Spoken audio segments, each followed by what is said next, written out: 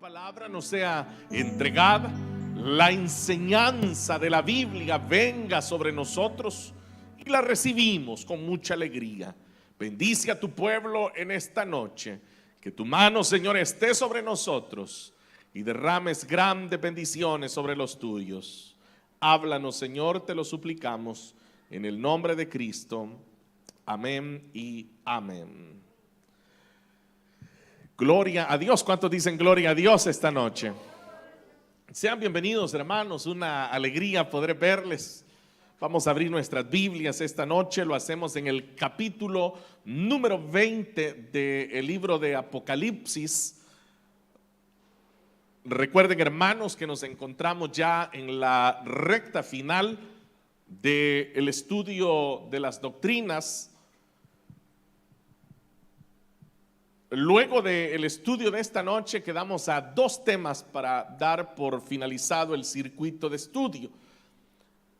Pero como bien sabe, luego retomamos una vez más. Con la ayuda del Señor estaremos hablando nuevamente de la inspiración de las Escrituras. Así que no paramos, sino que continuamos aprendiendo más de la palabra del Señor. En el capítulo 20, le decía, de Apocalipsis, versículo 1, vamos a leer. Sean todos bienvenidos, hermanos, una alegría verles. Qué bueno que el Señor les tiene en pie y con el deseo ferviente de recibir el estudio de la palabra. Dice el versículo 1, bueno, no sé si ya lo tienen, ¿sí? Vi además a un ángel que bajaba del cielo con la llave del abismo y una gran cadena en la mano. Sujetó al dragón, a aquella serpiente antigua que es el diablo y Satanás, y lo encadenó por 1000 años. Lo arrojó al abismo, lo encerró y tapó la salida para que no engañara más a las naciones hasta que se cumplieran los 1000 años. Después habrá de ser soltado por algún tiempo. Entonces vi tronos donde se sentaron los que recibieron autoridad para juzgar. Vi también las almas de los que habían sido decapitados por causa del testimonio de Jesús y por la palabra de Dios. No habían adorado a la bestia ni a su imagen, ni se habían dejado poner su marca en la frente ni en la mano. Volvieron a vivir y reinaron con Cristo 1000 años. Esta es la primera resurrección. Los demás muertos no volvieron a vivir hasta que se cumplieron los 1000 años. Dichosos y santos los que tienen parte en la primera resurrección. La segunda muerte no tiene poder sobre ellos, sino que serán sacerdotes de Dios y de Cristo y reinarán con él 1000 años. Amén. Hasta ahí dejaremos la lectura. Pueden tomar sus asientos, hermanos.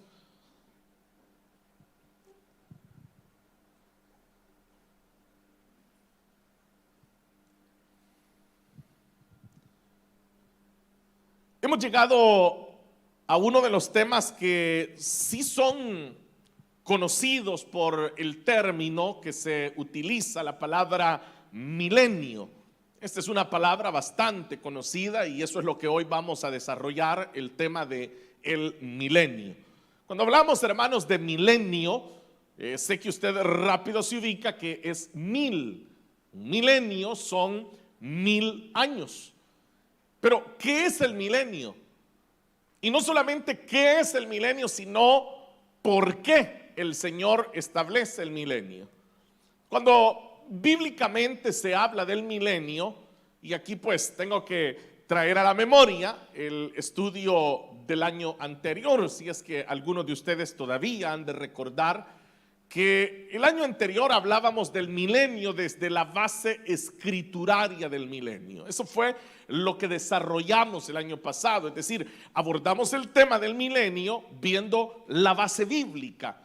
Y por eso fue que revisamos pasajes del Antiguo Testamento y en efecto este pasaje también del Nuevo Testamento para, como digo, brindar una base escrituraria del evento escatológico conocido como el milenio.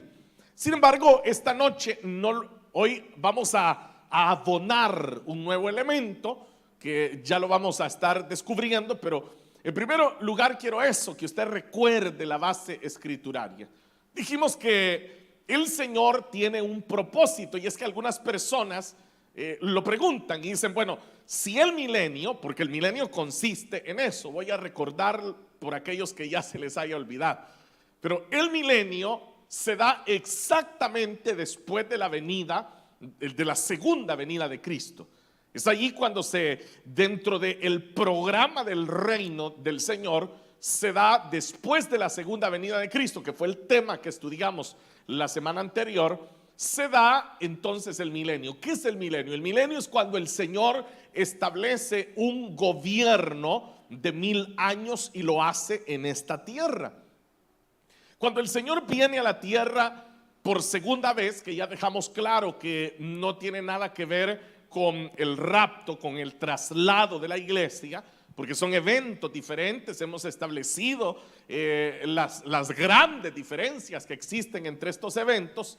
Hemos mencionado que en la segunda venida de Cristo el Señor enfrenta a los ejércitos de la bestia y son lanzados, son arrojados vivos, dice la Escritura, tanto la bestia como el falso profeta, quienes son lanzados al infierno, al lago de fuego y de azufre.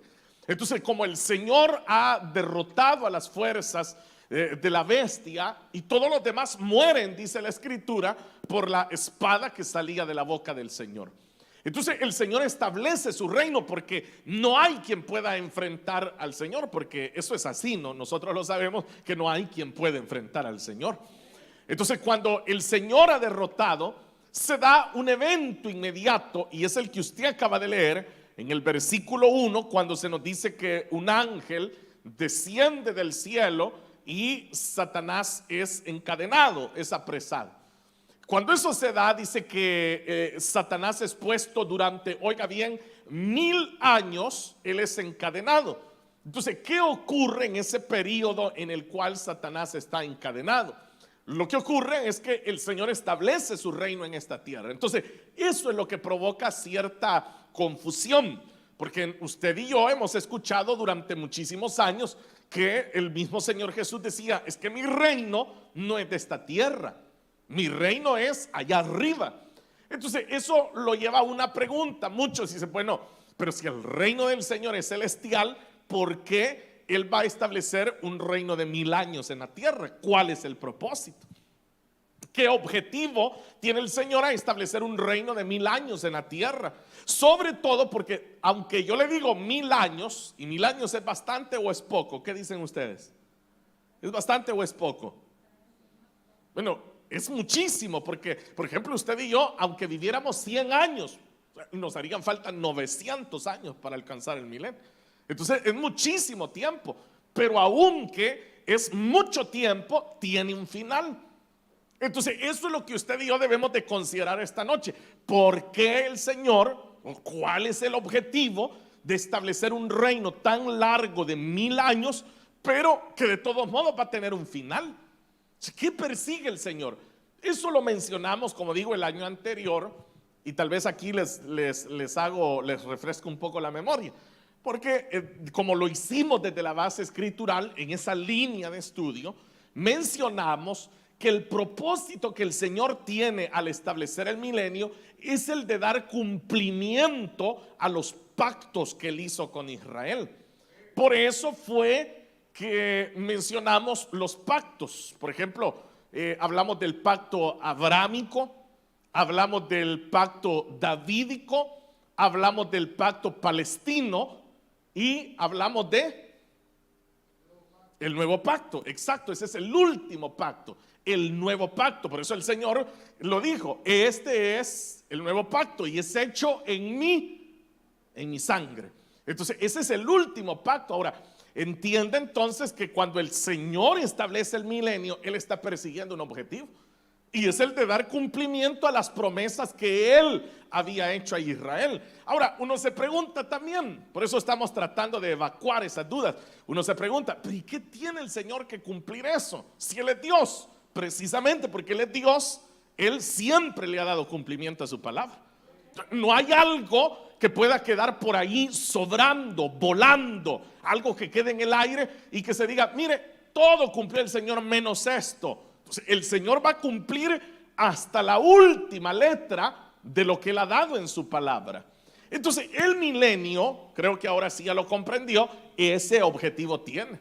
Entonces, el Señor viene a la tierra, vayamos reordenando los eventos. El Señor viene a la tierra, la bestia le enfrenta, se levantan los ejércitos, son convocados, el Señor desciende a la tierra.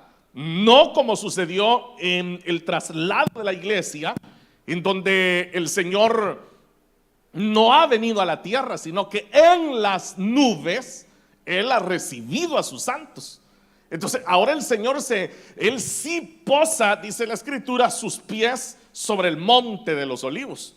Entonces ahora el Señor se demuestra a todo el mundo, y es allí donde el Señor... Entonces toman a la bestia, toman al falso profeta y son lanzados vivos, dice la Escritura, al lago de fuego.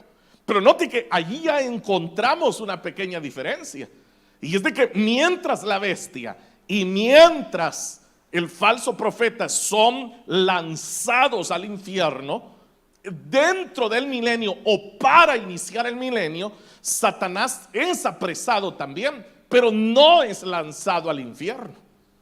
No es lanzado al infierno, y usted debe de llevar en cuenta todos estos detalles.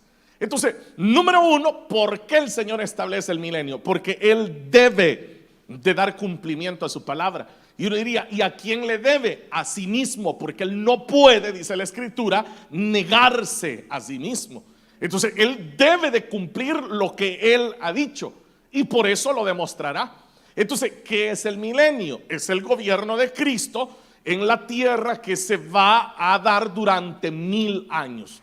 Entonces, como el propósito del Señor es darle cumplimiento a los pactos que hizo con Israel, cuyos pactos no se pudieron cumplir. ¿Por qué?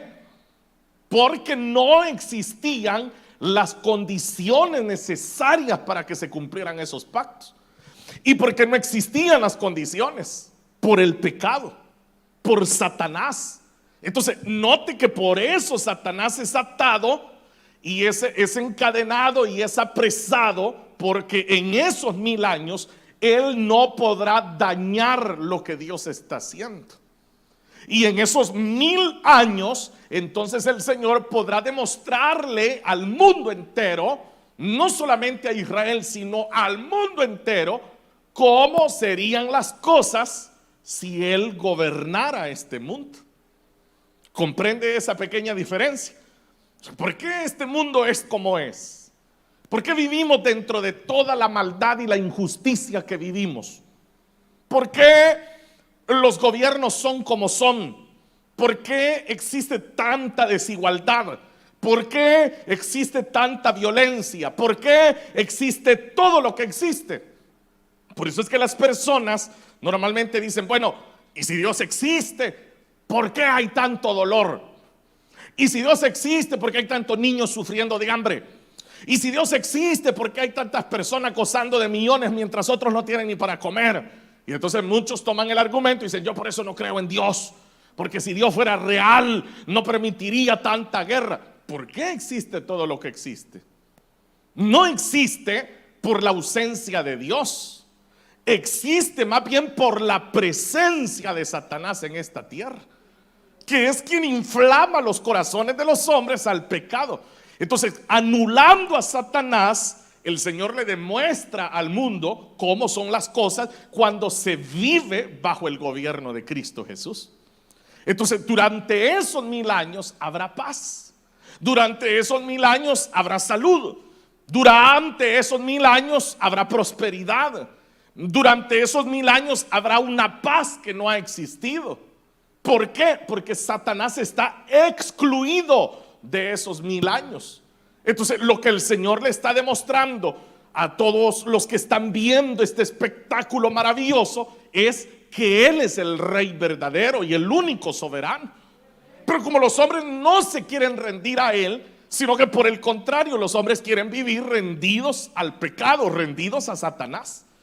Entonces, eso es lo que, digamos, se genera durante estos 1000 años. Pero hoy vamos a considerar un nuevo aspecto, porque es lo que le decía.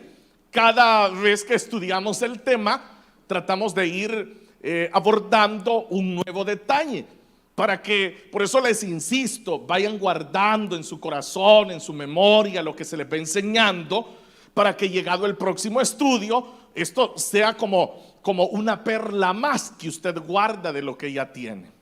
Porque si no, cuando lleguemos al otro año, si el Señor no ha venido y nos da la vida, ya no se va a acordar usted del detalle de ahora.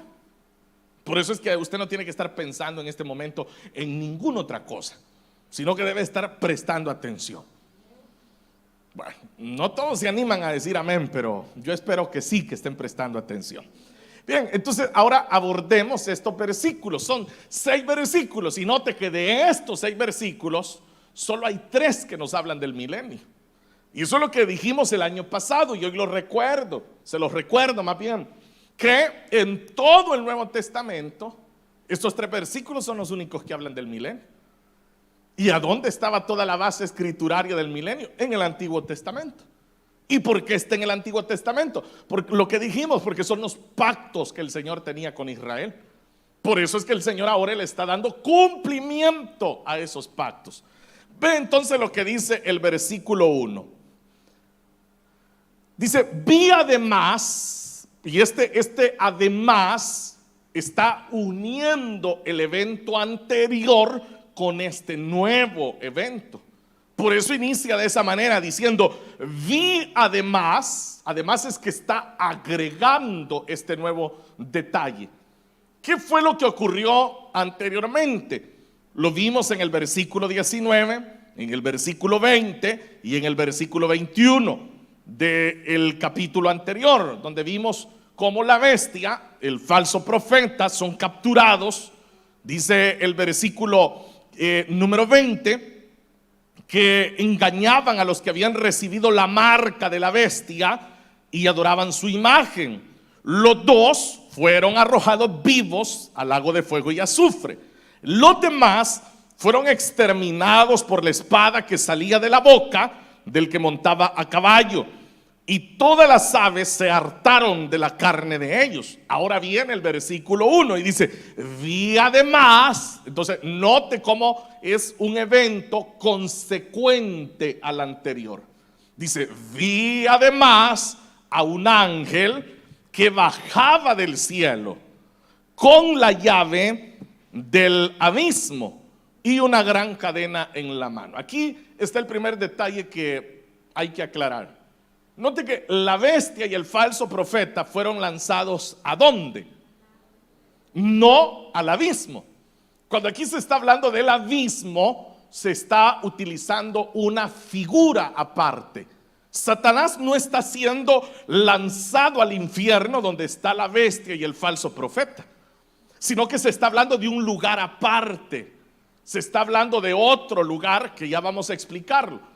Entonces, esto es claro que lo tengamos, porque si no, vamos a tener una idea equivocada de que Satanás es lanzado al infierno y después de los 1000 años es vuelto a sacar del infierno. No es así. sino que en el infierno está la bestia y el falso profeta. Por eso dice que este ángel que ha descendido del cielo lleva la llave del abismo y una gran cadena en la mano.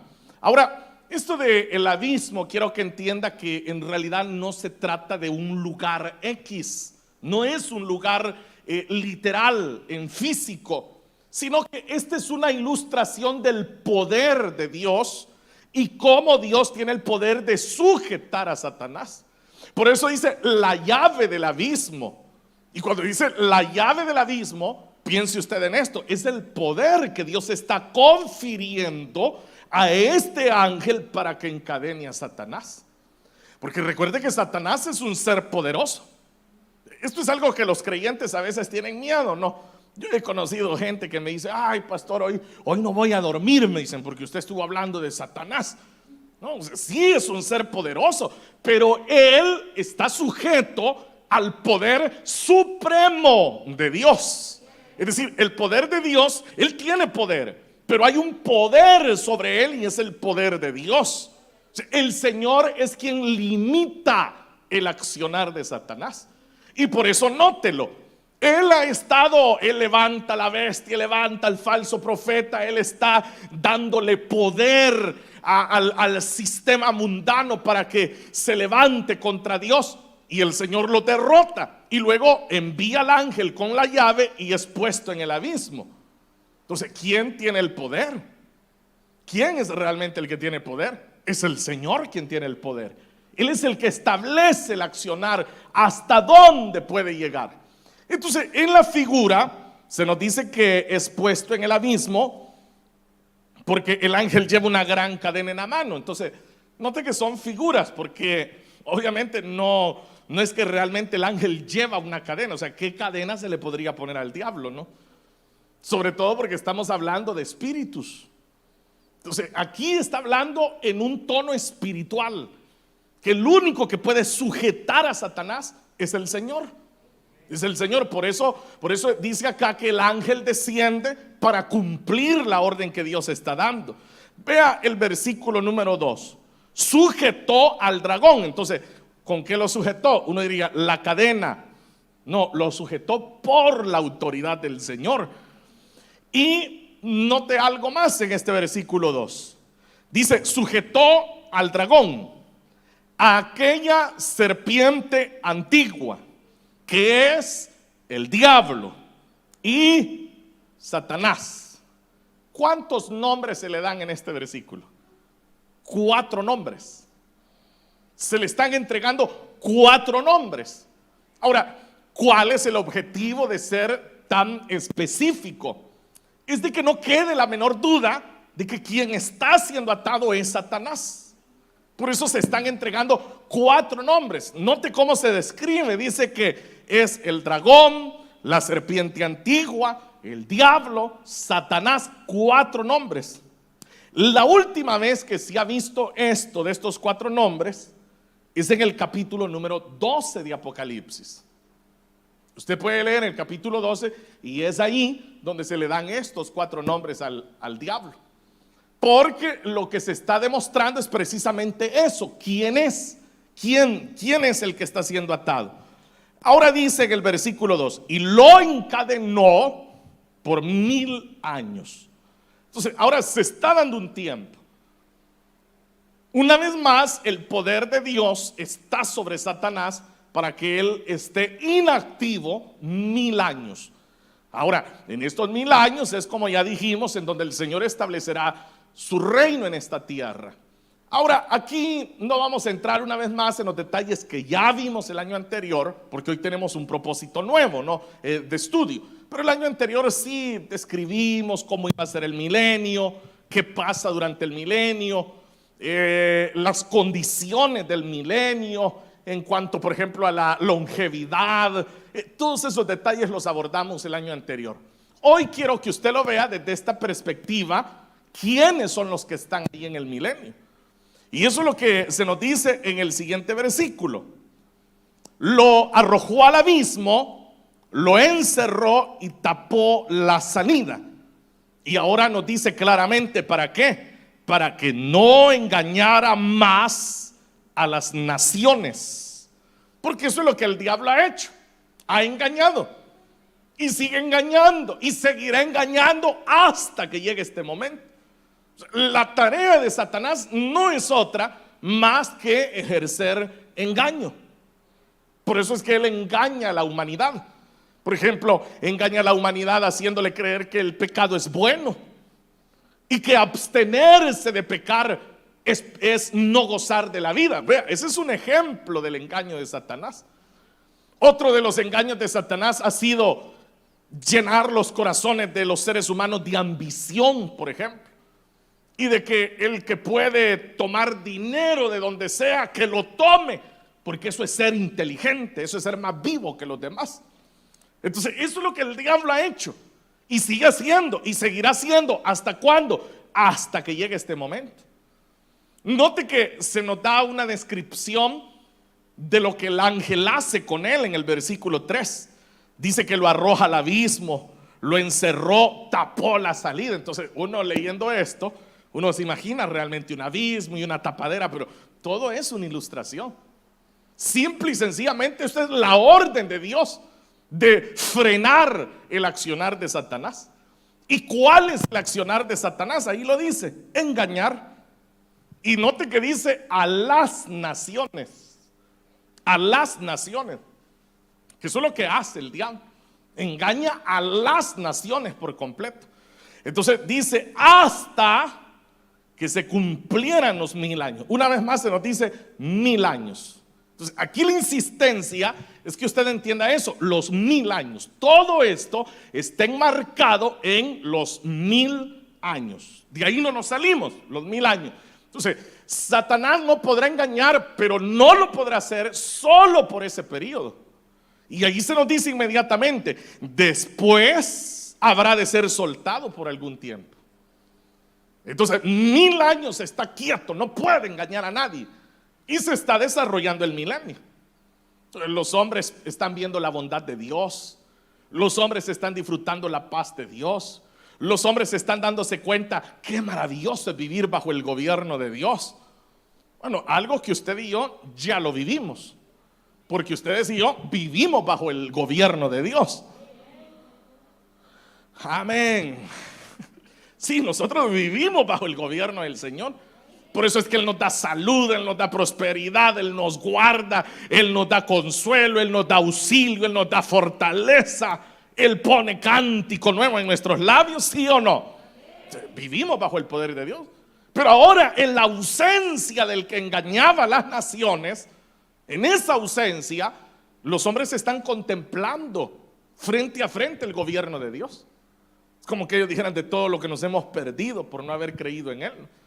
Están viendo ese gobierno, pero ahí dice la Escritura que eso también va a tener un final, porque no es el propósito de Dios dejar su reino en la tierra. Si no, no lo estableciera solo por 1000 años. No sería un periodo, sino que sería para siempre. Pero cuando se hayan cumplido los 1000 años, va a ser soltado una vez más. Y eso lo vamos a ver la próxima semana, cuando lleguemos al versículo 7.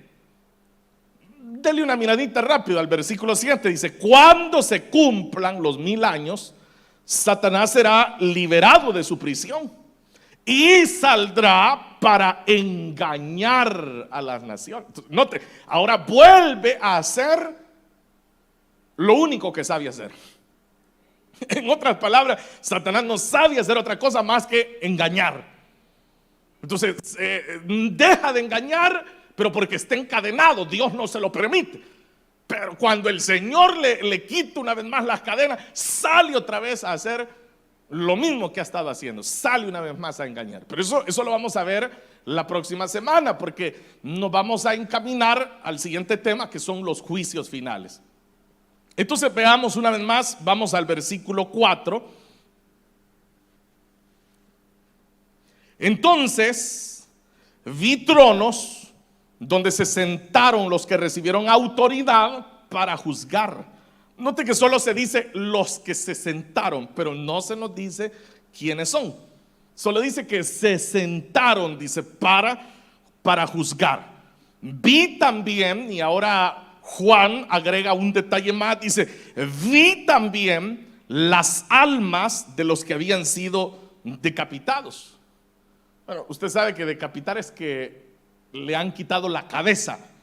Eso es alguien que es decapitado, lo cual es una forma de morir muy cruel y un castigo que se aplicó durante muchísimo tiempo, ¿no? Decapitar, por eso han existido hasta instrumentos de tortura, como por ejemplo la guillotina, que es donde la persona que era condenada a ser decapitada ponía su cabeza y una hoja con un gran filo caía y cortaba inmediatamente la cabeza. Esa es una decapitación. Entonces dice que los que fueron decapitados, eso que están ahí son las almas. Ahora ya estamos en el milenio. Aquí, a partir del versículo 4, como ya Satanás fue encadenado, allí en el versículo 4 ya comenzó el milenio. Y lo primero que se ve dentro del milenio es que hay tronos. Y los que se sientan, dice que son aquellos que, o más bien dice, vi también las almas de los que habían sido decapitados. Y ahora se nos dice, ¿por qué causa? Por causa del testimonio de Jesús y por la palabra de Dios. Ahora, aquí es una manera bastante, diría, breve de decirlo, pero lo que va a decir a continuación es como más claro a qué se refiere cuando dice guardar el testimonio de Jesús y la palabra de Dios. ¿A qué se refiere? Es a lo que dice más adelante.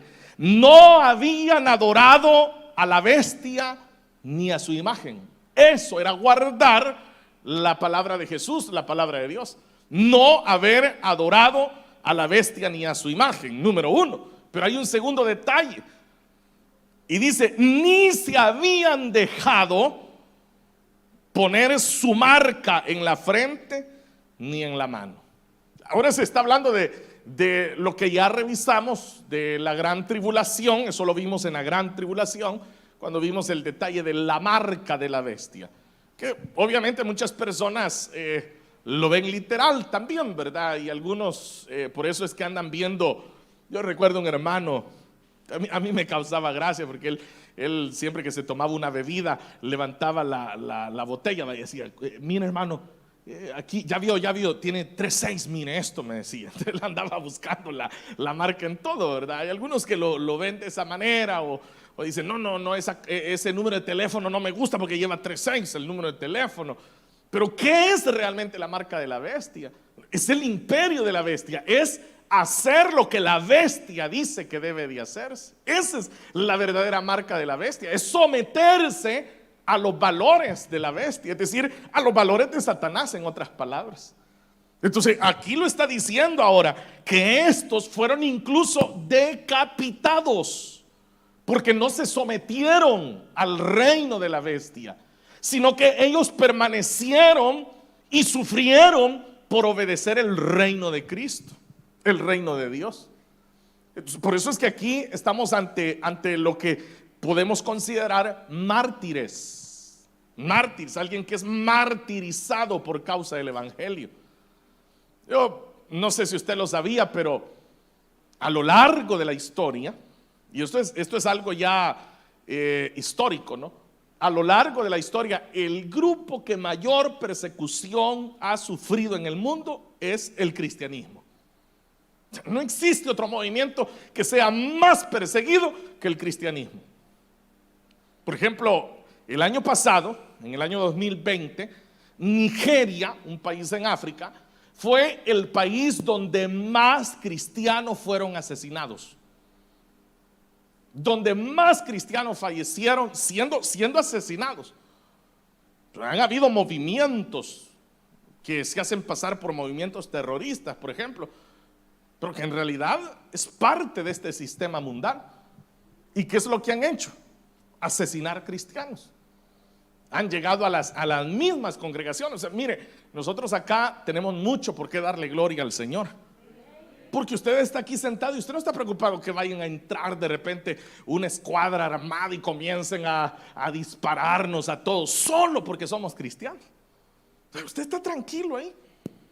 Algunos hasta durmiéndose están, pues, de tan tranquilos que están. Sería bueno que lo mandemos a Nigeria para que esté bien atento.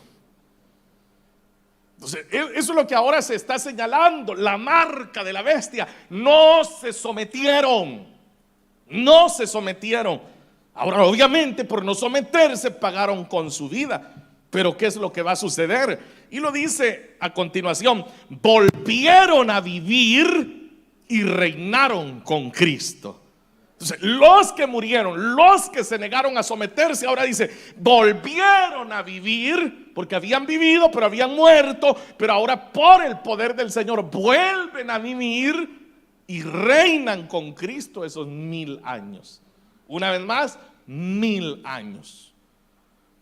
Algunas personas siempre me han abordado con esa pregunta, ¿no? ¿Por qué, me dicen, el mal vence al bien? Esa es una idea que se tiene normalmente. Tal vez usted no lo ha dicho así, pero lo ha dicho de esta manera. ¿Por qué le va bien a los malos? Dicen algunos. Y eso hasta los cristianos lo dicen. ¿Por qué es que a los malos les va bien y a uno de bueno le va mal? Pero aquí Apocalipsis nos está diciendo lo contrario. Nos está diciendo que al final el bien vencerá al mal. Eso nos está diciendo. Entonces, note que aquí hemos encontrado otro detalle del milenio.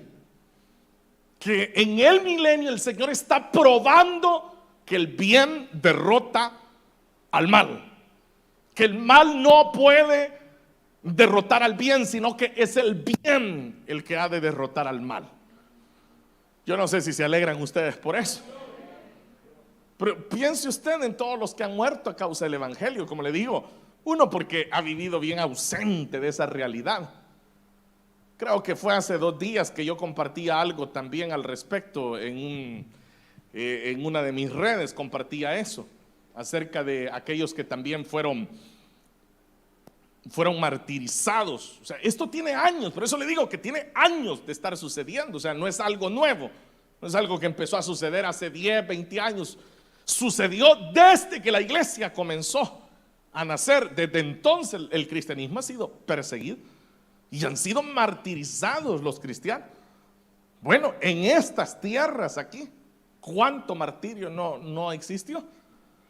No sé cuántos de ustedes se han ido a tomar fotos al Coliseo, ahí en Roma, por ejemplo.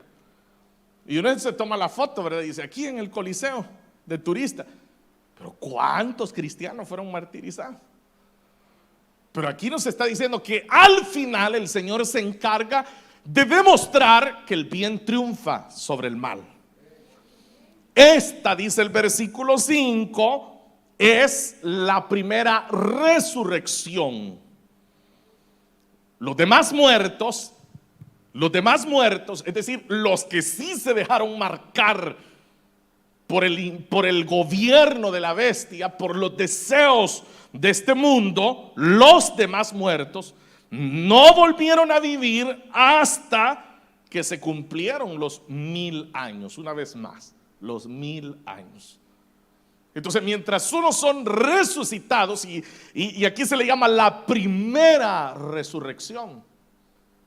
Y note que aquí en el siguiente versículo, que es el versículo 6, se va a hacer una nota aclaratoria que es importante que la notemos. Dichosos y santos los que tienen parte en la primera resurrección. Oiga lo que dice: la segunda muerte no tiene poder sobre ellos. ¿A qué me refiero que hay una nota? Y es que comúnmente, como uno dice la primera resurrección, uno lo interpreta como que hay entonces segunda resurrección. Pero note que ahí no está diciendo segunda resurrección, solo habla de una resurrección. Ahí lo dice, primera resurrección. Lo que dice es la segunda muerte, no dice segunda resurrección. Dice segunda muerte, la cual es para condenación. Entonces, este es un detalle que hay que valorarlo en el milenio, porque no está hablando porque cuando nosotros decimos primero, si yo le digo primero, ¿qué se le viene a la mente a usted? Segundo. Y si yo le digo segundo, usted dice tercero. Para nosotros así funciona. Pero aquí lo que está dando a entender es que esta primera resurrección está hablando de el contenido que ella tiene. Está hablando de la importancia. Como cuando usted dice, no, el primero en mi vida es Cristo. Le estamos dando una importancia. Y eso es lo que aquí está diciendo, la primera resurrección. Por eso inmediatamente dice la segunda muerte. Ya no dice la segunda resurrección, porque no la hay. Dice la segunda muerte, que es la que lleva la condenación. No tiene poder sobre ellos. No tiene poder sobre ellos. Porque ellos ya fueron resucitados. Ya no puede haber condenación sobre ellos. Eso es lo que nos está diciendo. Por el contrario, ellos serán dignificados a lo que sigue. Sino que, dice, serán. Entonces son convertidos a través de esta primera resurrección. Ellos son trasladados a un nivel de dignidad, el cual se describe y dice que serán sacerdotes de Dios y de Cristo. Y una vez más dice, y reinarán con él 1000 años. Otra vez, 1000 años. Entonces aquí, por eso le dije que estamos tratando, ¿no?, de ir agregando nuevos elementos. Y este es el nuevo elemento que hemos agregado al tema del milenio. El próximo año, como le dije, si el Señor no ha venido y nos permite estudiar juntos, vamos a ver el gobierno y los gobernados. Ese será el elemento que vamos a agregar el próximo año. O sea, porque nosotros así tenemos que pensar. Mientras el Señor no venga, se trata de seguir pensando nosotros en aprender más y más de la palabra. Porque eso es lo que el Señor quiere, una iglesia bíblica. Una iglesia que se dedica realmente a estudiar versículo por versículo la Biblia.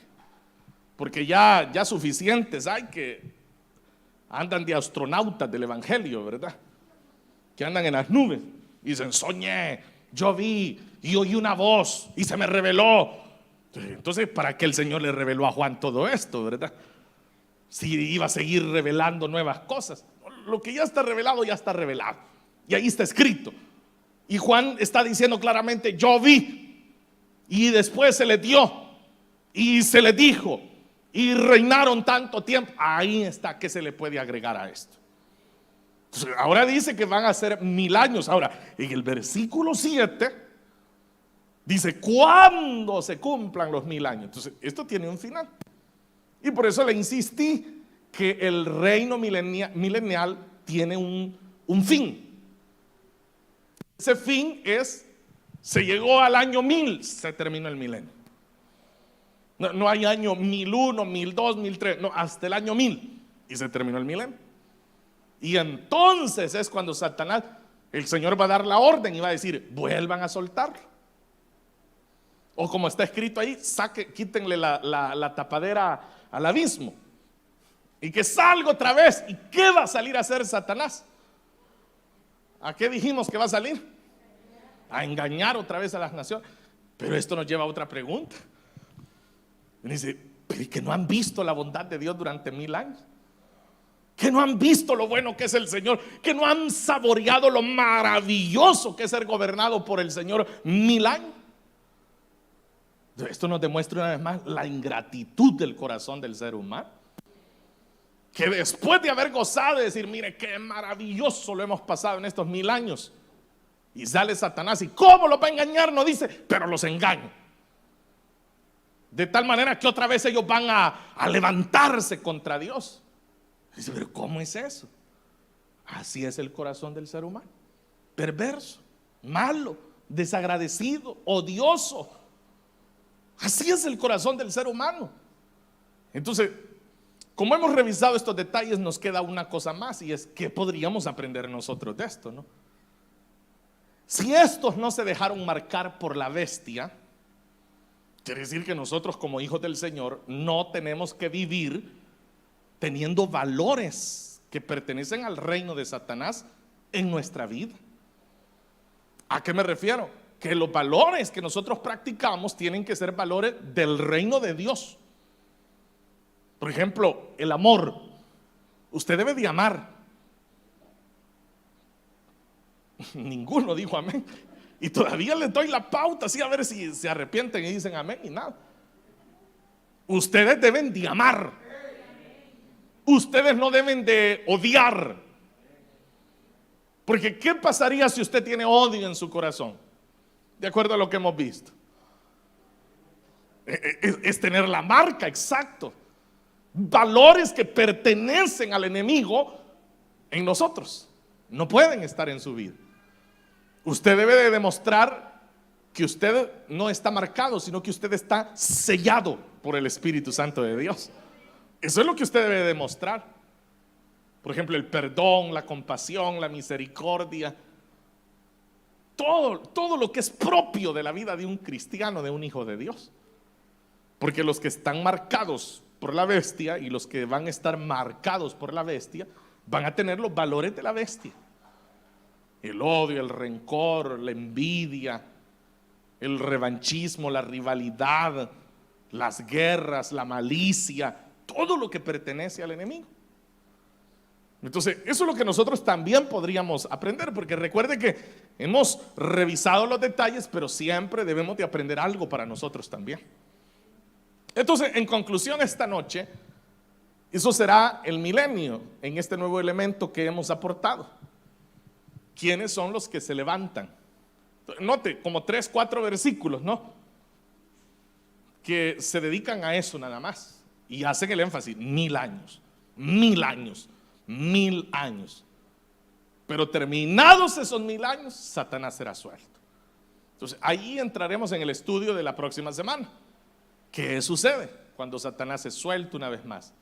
Entonces ahí propiamente se dará lo que se conoce como los juicios finales, que es cuando el Señor pondrá un fin por completo a todo, para que posteriormente a esos juicios finales se desemboque en lo que será la eternidad, en donde ya los justos recibirán su recompensa para siempre y los injustos recibirán también su recompensa para siempre.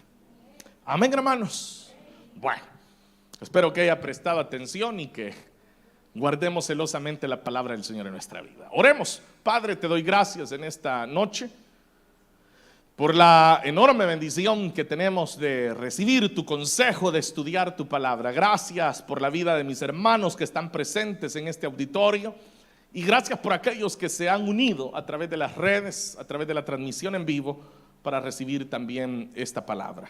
Que todos podamos entender, Señor, ese plan perfecto que tú tienes, tus propósitos, tus objetivos, y que todo lo que tú haces siempre tiene un propósito. Que no haces nada al azar, que todo lo haces planificado, y que nosotros vivimos sumergidos en tu perfecta voluntad. En el nombre de Cristo Jesús, muchas gracias, Señor, por hablarnos. Amén y amén. Amén, hermanos. Amén. Esta noche, mis amados hermanos, solamente queremos estar, como siempre, cuidando la obra del Señor a través de nuestra